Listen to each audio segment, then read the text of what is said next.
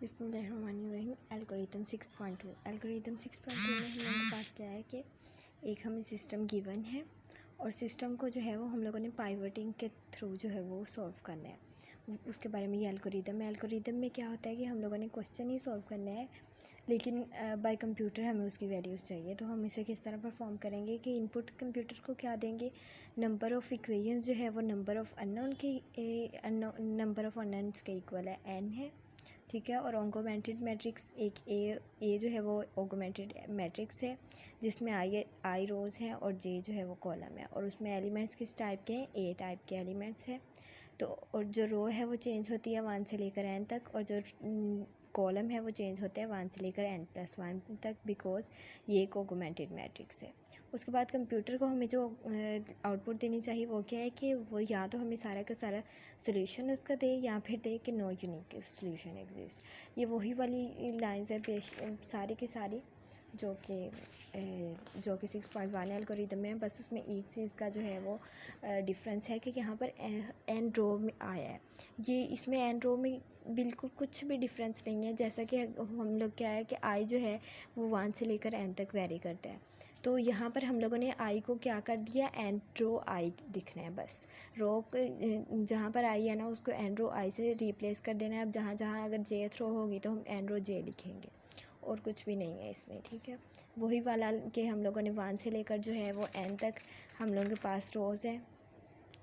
उसके बाद next step 2 क्या है, आई जो 1 से लेकर n-1 तक है उस पर स्टेप 3 से लेकर 6 लगाएं। यानी कि यहाँ तक इस रो के अलावा जितनी भी रोज़ हैं उन पर हम लोगों ने स्टेप से 3 to 6 लगाने हैं। अब स्टेप 3 हम लोगों के पास क्या है कि p जो है वो कोई भी स्मॉलेस्ट इंटीजर है, और p कैसा है कि वो सच दैट i जो है वो उससे लेस दैन और इक्वल टू हो, और n जो है वो उससे ग्रेटर दैन और इक्वल टू हो। अब यानी कि p हम लोगों के पास डायगनल वाले एलिमेंट्स आ जाएंगे और डायगनल से जो है वो ऊपर वाले एलिमेंट्स आ जाएंगे। अब ये कि ए एन रो पी आई, अब इससे एन रो से कंफ्यूज होने की ज़रूरत नहीं है। ये हम लोग बस जिस तरह ए पी आई लिखते थे वो इस एल्गोरिदम में हमने ए एन रो हम लोगों ने लिखना है, ठीक है, यहाँ पर। और फिर A P I is equal to maximum of A J I के इक्वल है, अगर हम इसको सिंपली लें तो।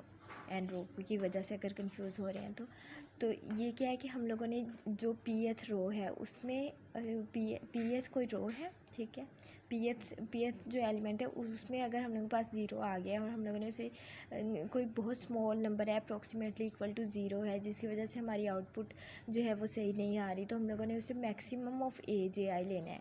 कि क्या करते हैं हम लोग कॉलम में से जो है वो मैक्सिमम वैल्यू, उस कॉलम में से मैक्सिमम वैल्यू लेते हैं और फिर उसे जो है वो उस थ्रो से हम लोगों ने पी थ्रो से जो है वो इंटरचेंज करना है।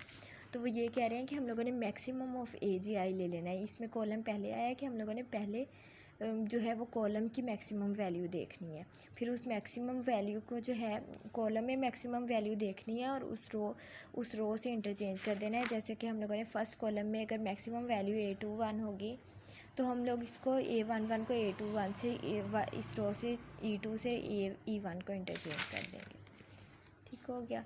फिर उसके बाद स्टेप 4 क्या है कि A and rho P I is equal to zero, कि अगर हम लोग के पास ए पी आई जो है वो ज़ीरो हो जाता है तो वो उसे चाहिए कि वो आउटपुट या ख़त्म कर दे, कि वो ये कह दे कि यूनिक सोल्यूशन एग्जिस्ट नहीं करता।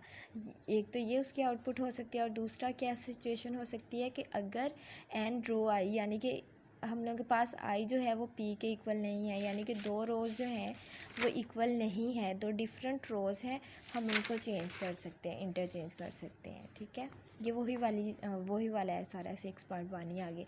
बस एक ये वाला पॉइंट था कि हम लोगों ने कॉलम में से मैक्सिमम वैल्यू लेनी होती है और फिर उससे इंटरचेंज कर देते हैं जो पाइवटिंग है। और फिर ये कि हम लोगों ने जे से लेकर n+1 तक वही वाला लगाना है सारा, इधर से यहाँ तक जहाँ पर n+1 आ रही है कि ये 1 है तो इसमें n+1 कॉलम है इसका, तो वो वाला सारा वो वाली सारी वैल्यूज़ आ गई। उन पे स्टेप 7 to 8 लगाने हैं कि हम लोगों ने MJI फाइंड आउट कर लेना है। ये सिंपली MJI ही है, वो किसके इक्वल होता है, AJI के इक्वल होता है ओवर AII। वही एम वाला स्टेप है सारा 6.1 एल्गोरिदम वाला, और फिर हम लोगों ने ये वाले से इसे अप्लाई करके परफॉर्म करके वो उसे अपर ट्रायंगुलर बना देना है और देन सब्सटीट्यूशन कर देनी है। सारा वही है, बस एक स्टेप जो है वो चेंज है कि हम लोगों ने कॉलम में से मैक्सिमम वैल्यू देखनी होती है और जिस रो नंबर पे वो मैक्सिमम वैल्यू होती है उस रो से हम उसे इंटरचेंज कर देते हैं। फर्स्ट कॉलम है तो फर्स्ट कॉलम में मैक्सिमम वैल्यू देखनी है। अब वो फर्स्ट कॉलम है लेकिन रो सेकंड है, तो हम लोगों ने रो चेंज करनी है, कॉलम नहीं चेंज करना। कॉलम में वैल्यू देखनी है लेकिन चेंज रो करनी है।